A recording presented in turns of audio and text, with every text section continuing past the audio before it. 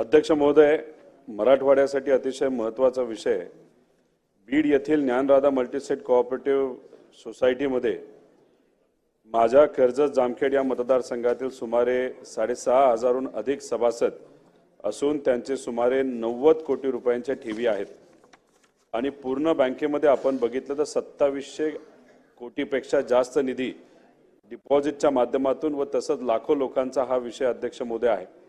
परंतु या संस्थेमध्ये हे पैसे इतर ठिकाणी वळवण्याने सर्वसामान्य खातेदारांना आपलेच हक्काचे पैसे मिळत नसल्याने हे अडचणीत आले आहेत।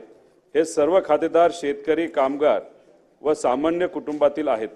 त्यामुळे सामान्य ठेवीदारांची फसवणूक करणाऱ्या या आणि अशा इतरी संस्थेची चौकशी करून त्यांच्यावर योग्य ती कारवाई करावी।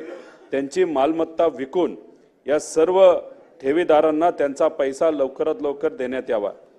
अध्यक्ष महोदय, या विषयासाठी गव्हर्नर साहेबांशी माझी भेट झाली, चर्चा झाली। तसंच आरबीआयचे गव्हर्नर साहेबांनी सुद्धा या बाबतीतलं पत्र दिलेलं आहे।